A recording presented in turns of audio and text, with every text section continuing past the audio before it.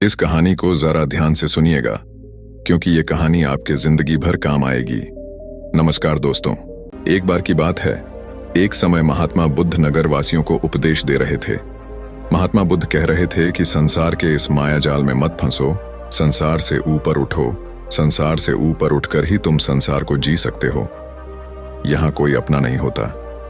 संसार के मोह माया वो फंस गया जिसने अपनी बुद्धि का इस्तेमाल नहीं किया।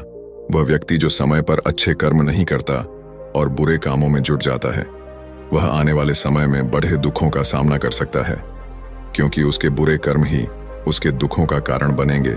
इसलिए आप सभी इस संसार की मोह माया अर्थात इच्छा, लालच, क्रोध इत्यादि को ध्यानपूर्वक देखते हुए अपने कर्म करें।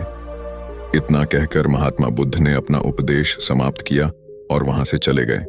महात्मा बुद्ध जब ये उपदेश दे रहे थे तो वहां पर उस नगर का सबसे धनी व्यक्ति वहीं पर मौजूद था और उस व्यक्ति पर महात्मा बुद्ध की बातों का बहुत गहरा असर पड़ा।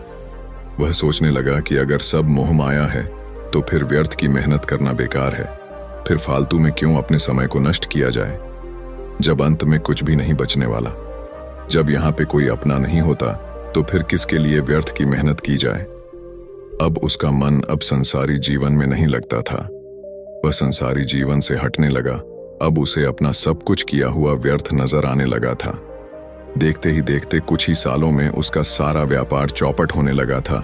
उस धनी व्यापारी के परिवार के सभी सदस्य उसे इस तरह से देखकर बहुत चिंतित रहने लगे थे, और जब भी कोई उससे बात करने की कोशिश करता था तो वह धनी व्यापारी एक ही बात कहता, ये धन दौलत तो सब बेकार की चीजें हैं, ये सब तो मोह माया है, सब बेकार है, भला हम रिश्ते निभाकर क्या करेंगे, ये सब तो मोह है, जीवन तो केवल एक ही है और वह है मुक्ति। अब तो केवल उसी की आस है, उसी की प्यास है। मैं इतना समझ चुका हूं कि अब से जो भी होगा वह सब अच्छा होगा। अब से उसने व्यापार पर भी ध्यान देना बिल्कुल बंद कर दिया था, और देखते ही देखते वह धनी व्यापारी उस नगर का सबसे गरीब व्यक्ति बन चुका था। वह पूरी तरह से निधन हो चुका था, उसका सब कुछ बर्बाद हो चुका था। एक दिन जब उसके घर में खाने के लिए कुछ नहीं बचा तो उसने अपने आप से कहा, ये मैंने क्या कर दिया। सब कुछ तो बहुत अच्छा चल रहा था, लेकिन मैंने अपने हाथों ही सब कुछ बर्बाद कर दिया। आज मेरे परिवार का हर एक सदस्य भूखा है, उनके पास खाने के लिए कुछ नहीं और मैं उनके लिए कुछ नहीं कर पा रहा हूं। वह ये सब सोच ही रहा था कि तभी उसे याद आया कि उसने महात्मा बुद्ध की बातों में आकर अपना जीवन बर्बाद कर लिया। ना तो उसे मुक्ति मिली और ना ही सुकून। अब तो भोजन के लिए भी आज मुझे रोज मरना पड़ता है। हर रोज मुझे मेहनत करनी पड़ती है, तब जाकर मेरे परिवार को 2 वक्त की रोटी मिल पाती है।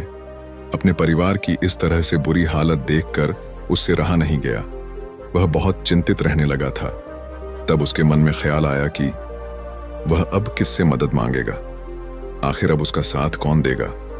तभी उसे याद आया कि उसे महात्मा बुद्ध के पास ही जाना चाहिए, क्योंकि बुद्ध के कारण आज उसकी यह हालत है। उसके हालात के जिम्मेदार तो वही है। मैं तो सीधा सीधा अपने मार्ग पर जा रहा था, लगातार अपने व्यापार में उन्नति कर रहा था, लेकिन जब से मैंने उनकी बातें सुनी तब से मेरा मन विचलित हो गया। उनकी फालतू बातों में आकर मैंने अपना सब कुछ बर्बाद कर दिया। मेरे हालात के जिम्मेदार तो वही है, इसलिए मुझे उनके पास ही जाना होगा।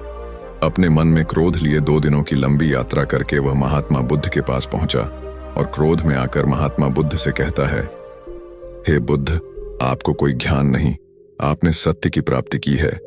आप तो केवल भोले भाले लोगों को फंसाना जानते हैं, अपनी चिकनी चुपड़ी बातों में उन्हें बहलाना जानते हैं। आप लोगों के सीधेपन का फायदा उठाकर अपनी प्रसिद्धि और अपनी प्रशंसा करवाते हैं। आप हमें ऐसे सपने दिखाते हैं जो कभी पूरे नहीं होते। मैं भी ऐसा ही एक सीधा साधा व्यक्ति था और मैं उस नगर का सबसे बड़ धनी व्यक्ति था। आपसे मिलने से पहले सब कुछ ठीक चल रहा था। मेरे पास धन की कोई कमी नहीं थी, सारे ऐशो आराम थे, सारी सुख सुविधाएं थीं। लेकिन जब से मैंने आपका उपदेश सुना, मैं आपसे इतना प्रभावित हो गया कि मैंने आपकी बातों को ही मानना शुरू कर दिया और वो सारी चीजें छोड़ दी जो मुझे संसारी जीवन से जोड़ ढाती थी। अर्थात संसार की सारी मोह माया मैंने त्याग दी, और आज देखिए, आपकी वजह से मेरा पूरा परिवार भिखारी बन चुका है। वह छोटी सी कुटिया में रहता है, यहाँ तक कि रोज के खाने के लिए भी नहीं है। आपकी वजह से मैं पूरी तरह से बर्बाद हो चुका हूँ। उस व्यक्ति के इतना कहने के बाद महात्मा बुद्ध शांति से मुस्कुराते हुए उस व्यक्ति से कहते हैं, आखिर तुम्हारे साथ क्या हुआ है और तुमने मेरी बातों का क्या मतलब निकाला? इस पर वह व्यक्ति महात्मा बुद्ध को सारी बातें बता देता है। आप कहते हैं कि धन दौलत की इच्छा करना ये काम सब मोह माया है से भरा है। आप सांसारिक जीवन को बुरा कहते हैं और खुद इस संसार में आकर भिक्षा मांगते हैं। आप आध्यात्मिक जीवन को अच्छा बताते हैं, किंतु मेरा एक प्रश्न है, इस आध्यात्मिक जीवन से हमें क्या मिलता है? इससे हमें क्या लाभ? आपने कहा था कि हमें आध्यात्मिक जीवन से सुख प्राप्त होता है, लेकिन मैंने तो जब से आध्यात्मिक जीवन अपनाया है तब से मुझे केवल दुख ही दुख मिला है। यहाँ तक कि मेरे पास जो कुछ भी था वह भी सब में खो बैठा हूँ। आप लोगों को झूठा सुख दिखाकर उन्हें अंधकार में ढकेल देते हैं। क्या यह वास्तविकता नहीं? इस पर महात्मा बुद्ध मुस्कुराते हुए उस व्यक्ति से कहते हैं, बेटा तुम बहुत दूर से आए हो, अभी तुम विश्राम करो। रात को आकर मैं तुम्हें तुम्हारे सभी प्रश्नों का जवाब दे दूंगा। पहले तो उस व्यक्ति ने इनकार किया, लेकिन महात्मा बुद्ध के आग्रह पर वह व्यक्ति महात्मा बुद्ध की बात मान गया और आश्रम में जाकर विश्राम करने लगा। रात्रि के बाद महात्मा बुद्ध उस व्यक्ति के पास आए और कहा, बेटा मैंने एक व्यक्ति की बात सुना, वो कह रहा था कि एक हाथी हवा में उड़ रहा था। उसने तो यह भी देखा कि एक बड़ी मछली अपने पैरों से जमीन पर चल रही थी और एक कुत्ता समुद्र की गहराइयों में सांस ले रहा था। वो व्यक्ति महात्मा बुद्ध की सारी बातें सुनकर महात्मा बुद्ध से कहता है, फिर तथागत उसके आगे क्या हुआ? आखिर आप चुप क्यों हो गए? तभी महात्मा बुद्ध उस व्यक्ति को समझाते हुए कहते हैं, बेटा क्या तुम्हें लगता है कि ऐसा वास्तव में हो सकता है? इस पर व्यक्ति जवाब देते हुए कहता है, बुद्ध अगर आप कह रहे हैं तो यह अवश्य ही सच होगा, क्योंकि आप इतने बड़े ढेर ज्ञानी हैं, आपने सत्य की प्राप्ति की है, तो आपके मुख से निकला हुआ हर एक शब्द तो सत्य ही होगा। तभी महात्मा बुद्ध मुस्कुराते हुए उस व्यक्ति से कहते हैं, बेटा क्या तुमने कभी पहले ऐसा कभी होते हुए देखा है? क्या तुमने कभी किसी हाथी को देखा है जो पर के साथ हवा में तेजी से उड़ता जा रहा हो? इसके जवाब में वह व्यक्ति कहता है, तथागत मैंने तो कभी नहीं देखा। तभी महात्मा बुद्ध कहते हैं, तुमने मुझसे प्रश्न क्यों नहीं किया कि आखिर वह हाथी आकाश में कैसे उड़ सकता है? इसके जवाब में व्यक्ति कहता है, हे तथागत, आपके मुंह से सुनकर मुझे ऐसा लगा कि मानो बात सत्य हो, और आप कह रहे हैं तो ये सत्य ही होगा, इसलिए मैंने आपसे एक भी बार प्रश्न नहीं किया। तभी महात्मा बुद्ध उस व्यक्ति को समझाते हुए कहते थे, कभी किसी की बातों पर मत जाना, बल्कि खुद विचार करो, संयम से सोचो कि उस बात में कितनी सच्चाई है। जो व्यक्ति कह रहा है क्या वह सच है? आखिर वह कहना क्या चाहता है? हो सकता है कि वह कुछ और कहना चाहता हो और तुम उसका अर्थ कुछ और ही निकाल रहे हैं। कम से कम तुम्हें एक बार प्रश्न करके ये समझना तो चाहिए कि आखिर वह कहना क्या चाहता है। अगर तुम मुझसे पूछते कि आखिर वह हाथी हवा में कैसे उड़ सकता है, तो इसका जवाब मैं तुम्हें अवश्य देता। मैं तुम्हें ऐसा बताता कि एक छोटा सा बच्चा अपने खिलौनों के साथ खेल रहा है।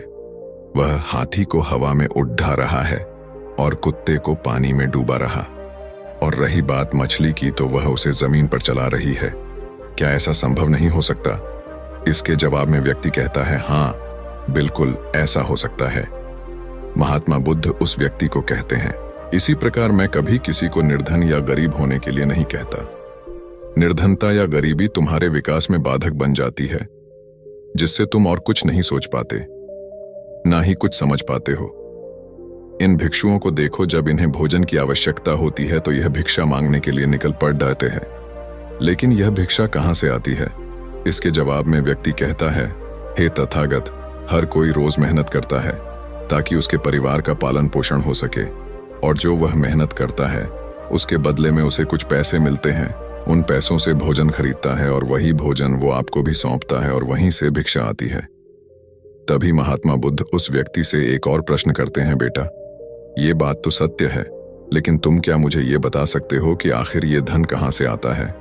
इसका जवाब देते हुए व्यक्ति कहता है, तथागत धन तो सभी लोग अर्जित करते हैं, सभी कमाते हैं।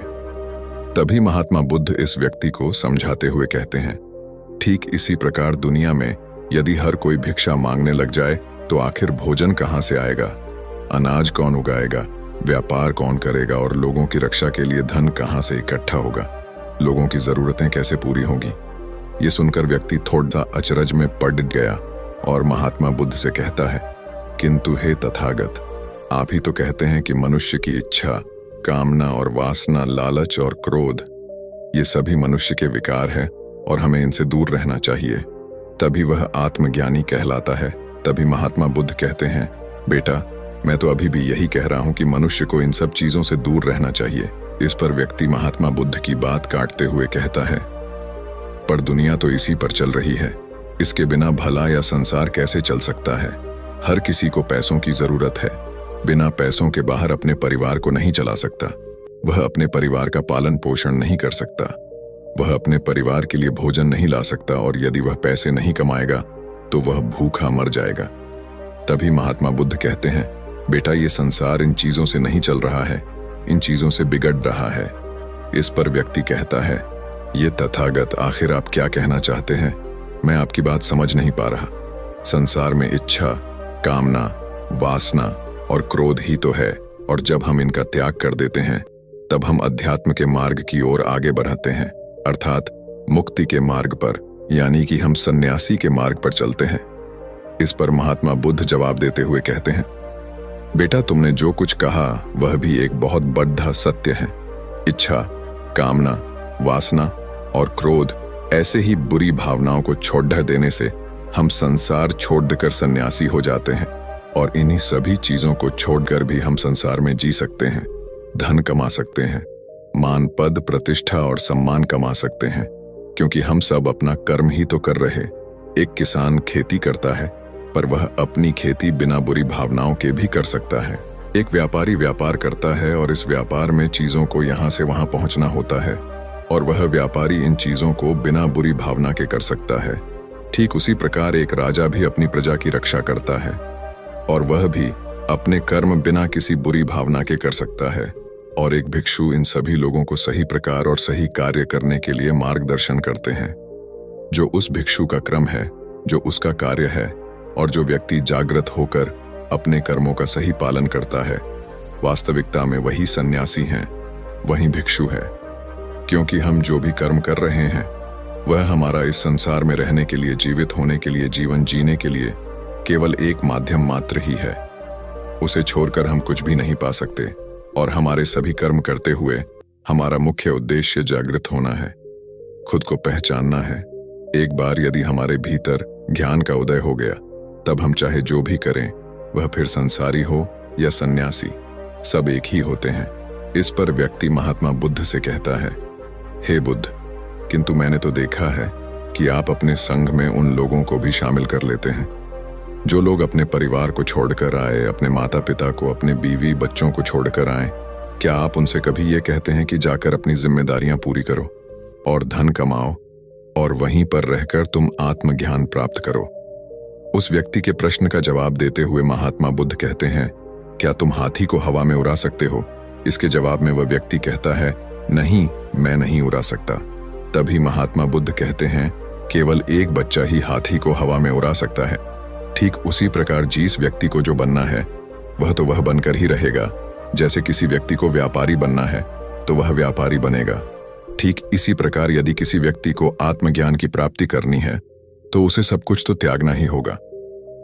आगे महात्मा बुद्ध उस व्यक्ति से कहते हैं, बेटा, क्या तुम सब कुछ छोड़कर आत्मज्ञान के मार्ग पर आगे बढ़ते, या फिर तुम ये सोच रहे थे कि इस रास्ते पर चलकर जीवन आसान हो जाएगा, जो होगा सब अच्छा होगा, सब कुछ अपने आप ही मिलने लगेगा, मुझे तो कुछ करने की आवश्यकता ही नहीं पड़ेगी, सारे दुख दर्द सब कुछ समाप्त हो जाएगा और जीवन में चमत्कार होने लगेगा और अंत में मुक्ति भी मिल जाएगी। महात्मा बुद्ध की यह बात सुनकर उस व्यक्ति को अपनी गलती का एहसास हो गया। वह महात्मा बुद्ध के चरणों में गिर पड़ा और कहने लगा, हे तथागत, आप सत्य कहते हैं। मैंने तो कुछ ऐसा ही सोचा था, क्योंकि मेरा व्यापार सही नहीं चल रहा था, तो मुझे लगा कि सब कुछ छोड़कर सब मिल जाएगा, मुझे कुछ करने की आवश्यकता ही नहीं पड़ेगी, और मेरे सारे दुख दर्द हमेशा हमेशा के लिए खत्म हो जाएंगे, और मैं आत्मज्ञान भी प्राप्त कर पाऊंगा। तभी महात्मा बुद्ध उस व्यक्ति से कहते हैं, बेटा, भिक्षु हो जाना कोई आसान बात नहीं है, इसके लिए सब कुछ त्यागना पड़ता है। एक एक चीज जिसे तुम बहुत प्रेम करते हो, वो सारी चीजें तुमसे एक एक करके दूर हो जाती है। तो क्या तुम भिक्षु बनने के लिए तैयार हो? क्या तुम सब कुछ छोड़कर अध्यात्म के मार्ग में आगे बढ़ना चाहते हो? इसके जवाब में व्यक्ति कहता है, हे तथागत, मुझे मेरी गलती का एहसास हो चुका है। मुझे भिक्षु नहीं बनना, मैं तो व्यापारी ही ठीक हूं। मैं तो अपने संसारी जीवन में ही खुश था, परंतु अब भी मेरे मन में एक प्रश्न शेष बचा है। अगर आपकी आज्ञा हो तो वह प्रश्न भी मैं आपसे पूछना चाहूंगा। तभी महात्मा बुद्ध उसे आज्ञा देते हैं। इस पर व्यक्ति कहता है, तथागत, आप ही तो कहते हैं कि धन नहीं कमाना चाहिए। पद, प्रतिष्ठा, अहंकार हमें दुख की ओर ले जाते हैं, और संसार में यही तो है। और क्या है, यदि हमें संसारी जीवन जीना है तो हमें ये सब तो करना ही पड़ेगा। तभी महात्मा बुद्ध मुस्कुराते हुए उस व्यक्ति से कहते हैं, क्या तुम्हें भूख लगी है? इस पर व्यक्ति कहता है, हाँ तथागत, मुझे बहुत भूख लगी है। तभी महात्मा बुद्ध उस व्यक्ति को भोजन करवाते हैं, और उसे भरपेट भोजन खिलाने के बाद महात्मा बुद्ध उस व्यक्ति से कहते हैं, लो और खाओ, ये सब तुम्हारे लिए ही है। इसके जवाब में वह व्यक्ति कहता है, तथागत, मैं पहले ही बहुत ज्यादा खा चुका हूं, अब मुझसे और नहीं खाया जाएगा। मेरे पेट में अब जरा भी जगह नहीं रह गई है। यदि मैंने और अधिक खाया तो मेरा पेट दर्द करने लग जाएगा, और फिर मुझे तरह तरह की परेशानियां होने लगेंगी। मैं परेशान हो जाऊंगा। तभी महात्मा बुद्ध मुस्कुराते हुए उस व्यक्ति से कहते हैं, बेटा, मैं भी तो तुम्हें यही समझाने का प्रयास कर रहा हूं कि जितनी जरूरत है उतना ही खाओ, क्योंकि हर चीज जब हद से ज्यादा हो जाती है तो वह नुकसान जरूर पहुंचाती है। फिर वह चाहे धन हो, चाहे इच्छा, चाहे लालच, या फिर कामना या वासना, सब कुछ हद से ज्यादा आपको नुकसान ही पहुंचाएगा, और यह सब आपको केवल दुख ही देंगे। इसीलिए इन्हें नियंत्रण में रखना चाहिए। जितने की हमें आवश्यकता है उतना ही हमें चाहिए, और जब आप इसे नियंत्रण में रखते हैं तो यह कभी आपको दुख नहीं दे पाएगा। आप हमेशा सुखी रहो। आगे महात्मा बुद्ध उस व्यक्ति से कहते हैं, सुनो, धन कमाना आवश्यक है, क्योंकि धन की कमी नहीं होनी चाहिए, भोजन की कमी नहीं होनी चाहिए, किसी भी कार्य को करने के लिए मन में इच्छा की कमी नहीं होनी चाहिए। लेकिन उसी के साथ में यह भी ध्यान रखना है कि इच्छा अत्यधिक भी नहीं होनी चाहिए, और मैं तुम्हें यही समझाने का प्रयास कर रहा हूं। इसीलिए जाओ और धन कमाओ। व्यापार से, अपने कर्म से न केवल अपना बल्कि दूसरों का भला भी करो। जब तुम अपने किए कार्यों की सांसारिक कार्यों से लोगों का भला करते हो, तब तुम में और किसी सन्यासी अर्थात किसी भिक्षु में कोई अंतर नहीं रह जाता। बस सभी के मार्ग अलग हो गए हैं, लेकिन मंजिल एक ही होती है, और तुम कभी मार्ग से भटकना नहीं। तुम लोगों की संगत में रहना जो तुम्हें अपने आत्मज्ञान के सीधे मार्ग पर ले चले, जो सांसारिक जीवन से हटकर नए जीवन में प्रवेश करवाएं, क्योंकि वे लोग बुराइयों से लड़ने में तुम्हारी मदद करेंगे। तुम्हें ताकत मिलेगी, और तुम लगातार बिना विचलित हुए अध्यात्म के मार्ग पर लगातार आगे बढ़ाते चले जाओगे। इतना कहकर महात्मा बुद्ध शांत हो गए। वह व्यक्ति महात्मा बुद्ध को प्रणाम करके कहता है, ये तथागत, आपकी शिक्षा ये तो बिल्कुल अलग है। आप जो कहते हैं उसके पीछे का अर्थ कुछ अलग ही होता है, बहुत सीधा और सरल, लेकिन हम उसे समझ नहीं पाते। आपके पास चमत्कार का आश्वासन नहीं है, पर आपके पास वह मार्ग है जिसमें मार्ग पर चलकर मैं अवश्य ही अध्यात्म को प्राप्त कर सकता हूं, जिससे मेरा और लोगों का सभी का भला होगा। हे तथागत, ये मेरी ही गलती थी कि मैंने आपकी बातों का गलत मतलब निकाला, और एक व्यापारी होकर भी मैंने अपने कर्म को छोड़ दिया और ये सोचने लगा कि अब अपने आप सब कुछ अच्छा ही होगा। लेकिन यह सत्य है कि अपने आप कुछ नहीं होता। जब हम हाथ पैर चलाएंगे, काम करेंगे, कर्म करेंगे, तभी हमें फल मिलेगा। जब हम हाथ पैर मारना छोड़ते हैं तो नदी का बहाव हमें अपने साथ बहाकर ले चला जाता है, और तब हमारे हाथों में कुछ नहीं रह जाता, और यही मेरे साथ भी हुआ है। तथागत, आज से मैं आपको वचन देता हूं कि मैं अपना कर्म पूरी ईमानदारी के साथ करूंगा। आपके दिए हुए मार्ग पर मैं पूरी ईमानदारी से चलूंगा। मैं आपको वचन देता हूं कि मैं एक अच्छा व्यापारी और एक अच्छा इंसान बनकर रहूंगा। मैं आत्मज्ञान के मार्ग पर अपने कर्म करते हुए आगे बढ़ता रहूंगा। इतना कहकर वो व्यक्ति महात्मा बुद्ध को प्रणाम करके वहां से लौट गया। बाकी अगर ये कहानी आपको अच्छी लगी हो तो इस वीडियो को लाइक करें, और ऐसी और कहानी सुनने के लिए डे इंस्पायर्ड यूट्यूब चैनल को सब्सक्राइब करें। तब तक मिलते हैं हम आपसे ऐसी ही एक और प्रेरणादायक कहानी के साथ अगले दिन। धन्यवाद।